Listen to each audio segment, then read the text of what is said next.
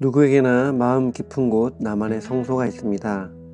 세상이 아무리 모질게 굴어도 그곳에만 가면 숨을 쉴 수 있을 것 같은 곳. 저에게는 어머니가 그런 분이었습니다. 실제로 함께 산 기간은 2년 정도밖에 안 되지만 방학 때마다 어머니를 뵙고 어머니의 지지를 받으며 성장해 갔습니다. 그렇게 어머니를 늘 그리워했죠. 아버지는 재혼을 하셨고 저도 1년 정도 재혼한 아버지와 함께 살았지만 모두에게 쉽지 않은 시간이었습니다. 이후 사업을 실패하신 아버지께서 한 곳에 머물 수 없으셨기 때문에 저는 늘 정서적인 허기를 느낄 수밖에 없었습니다.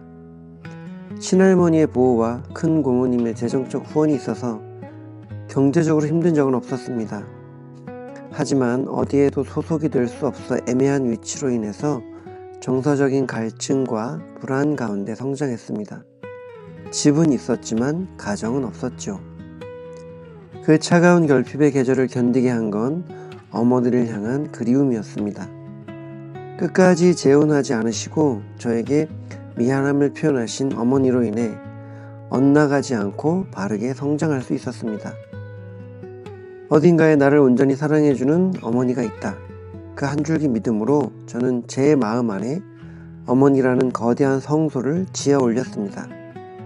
닿을 수 없었기에 어머니는 저에게 결점 하나 없는 완벽한 안식처가 되어갔습니다. 이후 이혼 후 홀로 사시던 어머니가 하나님을 인격적으로 만나고 전도사님이 되셨습니다. 그때 이렇게 생각한 것 같아요. 역시 내 어머님 특별하셔.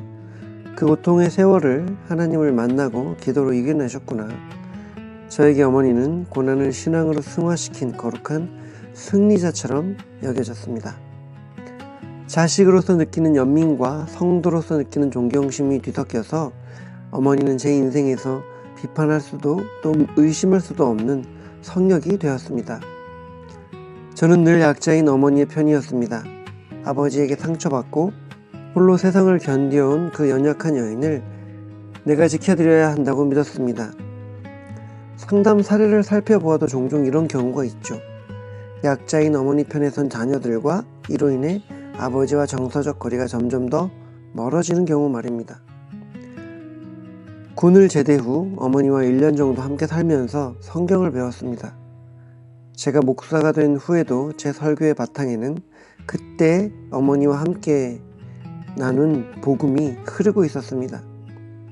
동시에 홀로 꿋꿋한 삶을 사시는 어머니를 향한 애틋한 연민도 함께 흐르고 있었습니다. 하지만 그때는 몰랐습니다. 제가 지어 올린 이 거룩하고 완벽한 성소에 생각지도 못한 균열이 생길 줄은 말입니다. 결혼이라는 현실 앞에 섰을 때 제가 믿어온 어머니의 모습 뒤에 숨겨진 또 다른 민낯을 마주하게 되었습니다. 어머니의 상처는 어쩔 수 없는 환경 때문인 면도 있었지만 결국 어머니 스스로 선택한 면도 있었습니다. 어머니의 열등감과 이로 인한 낮은 자존감이 오히려 상처를 더 크게 키우는 역할을 한 것 같아 보였습니다. 상처 입은 한 여인의 날카로운 가시는 결국 제 아내를 향했습니다.